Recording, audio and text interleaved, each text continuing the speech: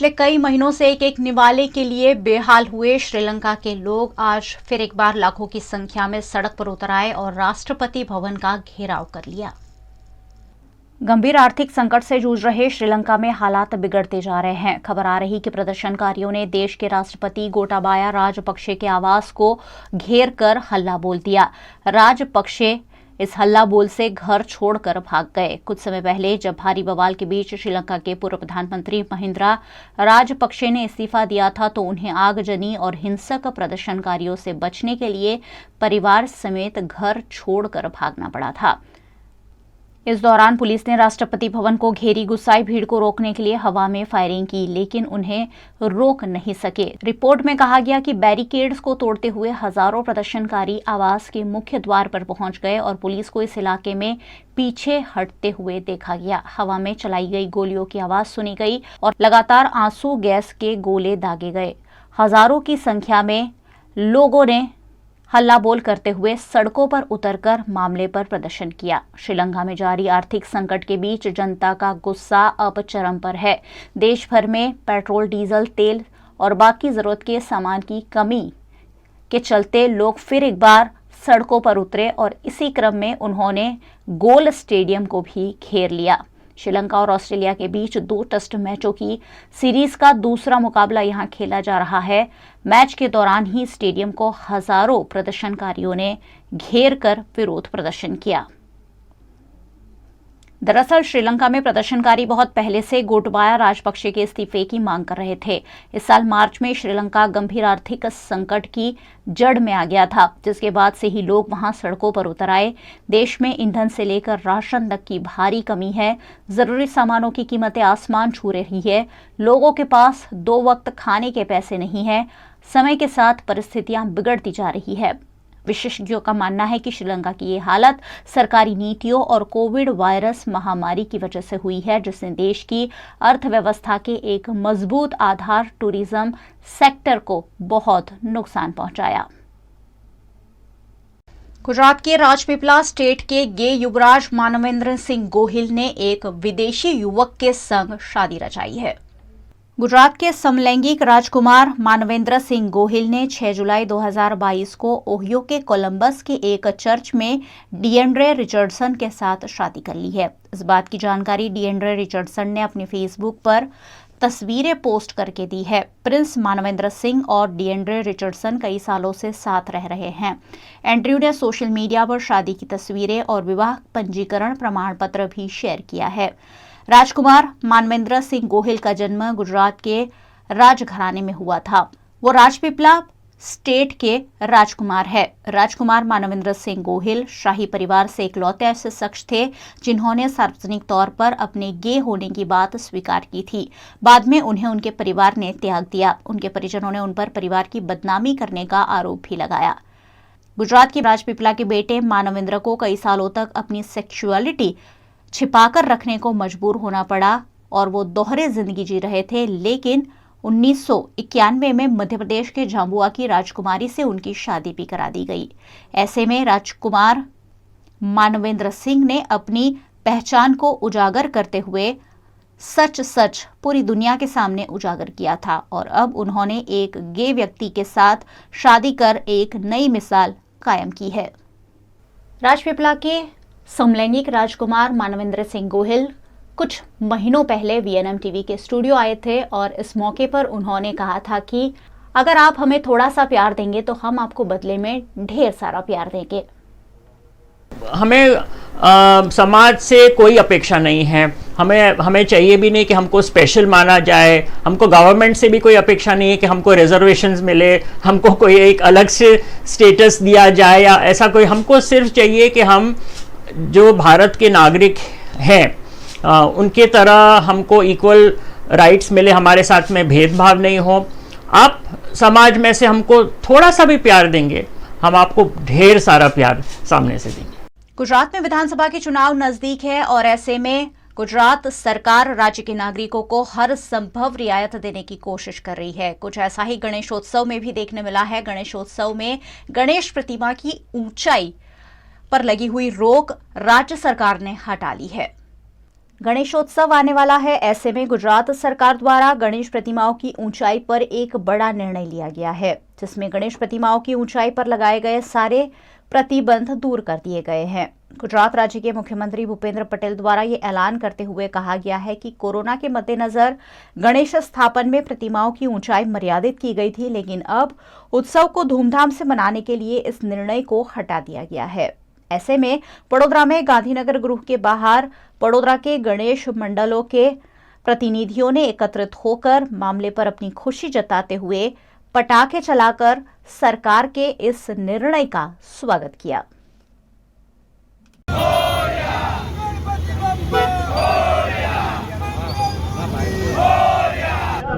2 વર્ષના કપરા કોરોના કાળ પછી આજે ફરીથી ગુજરાત સરકાર દ્વારા એક નિર્ણય લેવામાં આવ્યો છે કે આ વર્ષે ગણેશોત્સવની ઉજવણી ધામધૂમપૂર્વક થશે।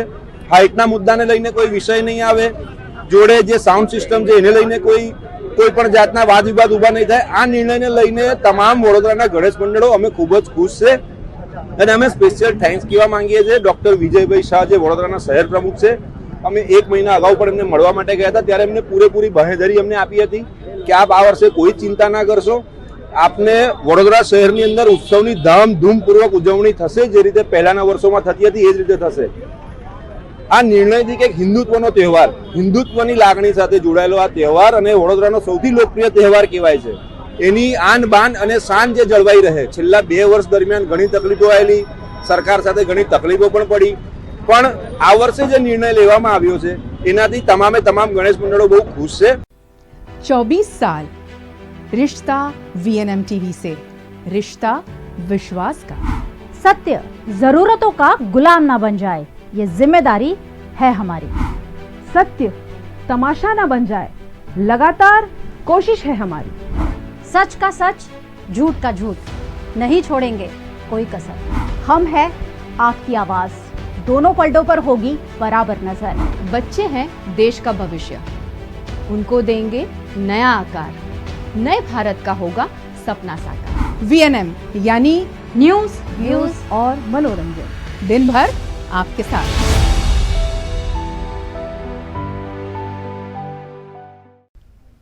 वडोदरा की नंदेसरी जीआईडीसी में कार्यरत पानोली इंडस्ट्रीज में सिक्योरिटी गार्ड द्वारा चोरी की आशंका से ड्राइवर की बेरहमी से पिटाई की गई, जिसमें ड्राइवर की मौत हो गई है। वडोदरा की नंदेसरी जीआईडीसी की पानोली कंपनी में 38 साल के बलजिंदर सिंह ड्राइवर के रूप में कार्यरत थे। ड्राइवर के रूप में कार्यरत बलजिंदर सिंह द्वारा ट्रक में कबाड़ भरकर ले जाते समय चोरी की आशंका के चलते सिक्योरिटी गार्ड द्वारा पकड़ा गया था और सिक्योरिटी गार्ड और अन्य लोगों ने सड़क पर ही बलजिंदर सिंह की बेरहमी से पिटाई कर दी थी। पिटाई के बाद बलजिंदर सिंह को इलाज हेतु एसएसजी अस्पताल भेज दिया गया था, जहां 4 दिनों के इलाज के बाद बलजिंदर सिंह की मौत हो गई है। इस मामले परिजनों ने एसएसजी अस्पताल में हंगामा करते हुए कंपनी के सिक्योरिटी गार्ड के खिलाफ हत्या का मामला दर्ज करने की मांग की है। भाई की तरफ देखा तो बहुत गंभीर हालात में लावारिस की तरह पड़े थे। ऐसे देखा तो उन्होंने उठाया, बाद में पहले ऑपरेशन कराया, खून की टेस्ट जांच करवाई, उसके बाद भाभी को फ़ोन किया, फिर भाभी ऐसा बात हो गई है। इन्होंने इंक्वायरी किया, फिर पुलिस स्टेशन जाके पहले पूछा विसा, तो उसके बाद हम ये लोग भी आए। ऑपरेशन करने के बाद दूसरे दिन हम पुलिस स्टेशन गए, नंदा सानी वालों ने भी कुछ सुनाई नहीं दिया, आगे से डांट धमका के वापस भेज दिया। फिर तुम्हारे पास प्रूफ क्या है, सबूत क्या है, तुम देखा है, जाना है? हम लोग को कुछ पता नहीं, जितना मिला था जानकारी उतना लेके गए थे उनके पास, लेकिन सुनाई कुछ नहीं हुआ। हादसा 6 तारीख का हुआ है और कल ये लोग कल की रिपोर्ट लिख रहे हैं, फिर कल हुआ है। गाड़ी भर के बाहर निकल रहे थे तो सिक्योरिटी गार्ड वालों ने उनको बहुत मारा। एक ही जहाँ पे टॉर्चर करते रहे वहीं पे ही करते रहे, उनको टॉर्चर मार मार के उनको मार ही दिया, जान ही ले ली उनकी मार मार के। ये मांगे, मेरी 2 लड़कियां हैं, मैं लड़कियां लेके कहाँ जाऊंगी? बस मेरी लड़कियों का खर्चा पूरा करे। मैंने तो इतनी पहले मांगी थी, बस मेरे आदमी को खटिया से खड़ा कर दो, जितना तुमने चोट टॉर्चर किए उसको खड़ा कर दो, कुछ नहीं चाहिए। अभी मेरे आदमी को ही मेरे से छीन लिया है, तो अभी मैं इतना चाहती हूँ कि बस मेरे बच्चों का खर्चा दें और शादी तक का, पढ़ाई तक का पूरा खर्चा मेरे को चाहिए, बस मेरी इतनी मांग है। चोरी नहीं की थी उन्होंने, चोरी नहीं की थी, वो पहले से ही था उसके अंदर, चोरी नहीं की उन्होंने। वो कितने टाइम से काम करे नंदेसरी के अंदर, कभी चोरी नहीं की, वो पहले ही था उसके अंदर। वो किसी और ने भी थोड़ा बहुत रखा था, पर जिसने रखा था वो चला गया और इसके ऊपर सारा आरोप इसके ऊपर आ गया है। मारने वाले 4 लोग थे वीडियो में। मेरे को परसों रात को किसी ने वीडियो डाली थी, रात को फोन करके कि बहन आपको हम एक वीडियो डालते हैं, आप ये वीडियो लेके पुलिस स्टेशन में जाओ, आपकी सुनवाई होगी। वीएनएम टीवी पर वक्त है वडोदरा शहर से जुड़ी खबरों का।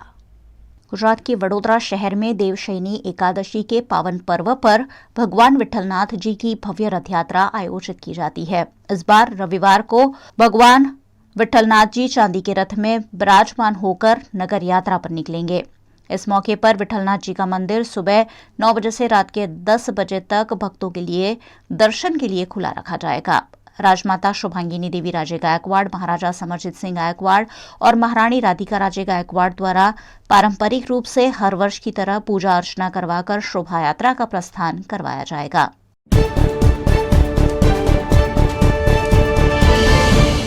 मॉनसून के चलते वडोदरा की सड़कें खस्ताहाल हो गई है। वडोदरा शहर खड़ोदरा में तब्दील हो गया है। ऐसे में खस्ताहाल सड़कों की मरम्मत की कवायद वीएमसी ने शुरू की है। कॉरपोरेशन द्वारा 50.88 करोड़ की लागत से सड़कों की मरम्मत की जाएगी। 27.21% ज्यादा दाम से जोन वाइज 10 करोड़ के खर्च से सालाना कॉन्ट्रैक्ट देने के लिए टेंडर भी आउट किए गए हैं। कॉन्ट्रैक्टरों ने इस काम के लिए रिंग बनाई होने की खबर सामने आते ही इस मामले राजनीतिक गलियारों में काफी चर्चा देखने मिली थी।